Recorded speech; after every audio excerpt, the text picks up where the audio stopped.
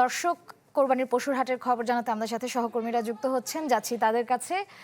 গাবতলী পশুর হাট থেকে আমাদের সাথে যুক্ত আছেন ইমতিয়াজ মাহমুদ এবং তেজগাঁও পশুর হাট থেকে আমাদের সাথে যুক্ত আছেন সুলতান মাহমুদ আরিফ।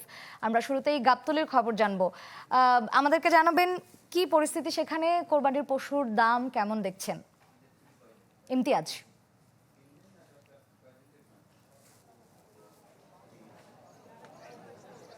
শ্রেয়া, কোরবানির যেই পশুর হাটের এখন যে অবস্থা, সকাল থেকে আর বেশ খানিকটা ভিড় দেখা যাচ্ছে, যেহেতু ঈদের আনুষ্ঠানিকতার যে শুরুটা, সেই শুরু কিন্তু গতদিনই হয়ে গেছে এবং গতদিনের তুলনায় আজকে আপনি আমার এইখানের যে অবস্থা, গাবতলী যে পশুর হাট, সেটি দেখলেই বুঝতে পারবেন আজকের এই জায়গাটি কিন্তু একটি হাঁটার জায়গা ছিল এবং সেই জায়গাতে কিন্তু এখন গরু দিয়ে ভরে গেছে। এবং একই সাথে গাবতলী পশুর হাটের ঠিক পেছন দিকে কিন্তু নদী রয়েছে, সেই নদী থেকে একের পর এক ঢাকা শহরের বাইরে অন্য জেলা উপজেলা যেই হাটগুলো শেষ হয়ে গেছে, সেই হাট থেকে কিন্তু ঢাকা গাবতলী হাটে গরু কিন্তু আসতে শুরু করেছে। এবং একই সাথে এই গাবতলীর সামনে যেই প্রধান সড়ক রয়েছে, সেখানে কিন্তু পিক আপ ভর্তি যেই গরুগুলো, সেগুলা কিন্তু সেখানে আসতে শুরু করেছে। একই সাথে গাবতলী হাটের শুরুর দিকে যখনই আমরা যে ঢুকছি, সেখানে কিন্তু বিভিন্ন জাতের ফ্রিজিয়ান, ব্রাহ্মা, নেপালি গরু থেকে শুরু করে ছাগল, একই ওই পাশে একই সাথে দুম্বাও দেখা যাচ্ছে।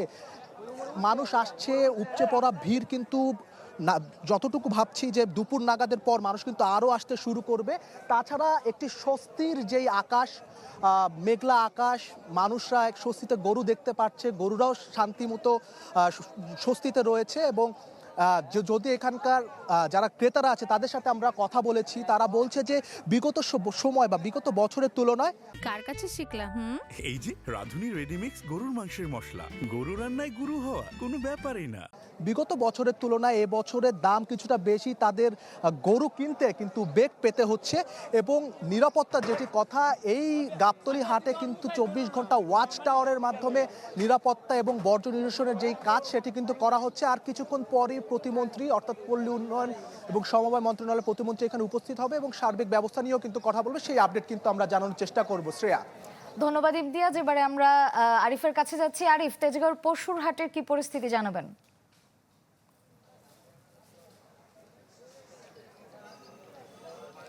আজকের দিন সহ আর মাত্র দুদিন বাকি রয়েছে পবিত্র কোরবানির ঈদ, যেটি ঈদুল আজহা, সেটির। এবং শেষ মুহূর্তে এসে আমরা হাটগুলোতে দেখেছি মানুষের উপস্থিতি রয়েছে, ক্রেতা বিক্রেতা সবারই কিন্তু উপস্থিত আছে। আমি তেজগাঁও গরুর হাটে রয়েছি। এখানে আকর্ষণিক কেন্দ্রবিন্দুতে পরিণত হয়েছে, যে উট রয়েছে, দুম্বা রয়েছে এবং বলা যায় যে বড় জাতের গরু কিন্তু তেজগাঁও যে কোরবানির হাট, কোরবানির পশুর হাট, সেখানে কিন্তু এবার বিপুল পরিমাণে বড় গরুর উপস্থিতি কিন্তু লক্ষ্য করা যাচ্ছে। তবে ক্রেতা যারা রয়েছে তাদের চাহিদা মাঝারি সাইজের গরু আমরা দেখেছি। এখানে সকাল থেকে এখানকার পরিস্থিতি পর্যবেক্ষণ করতে আমরা যেমনটি দেখলাম যে মাঝারি সাইজের গরুর দিকে মূলত ক্রেতা যারা রয়েছেন তাদের আকর্ষণ অনেকটা বেশি।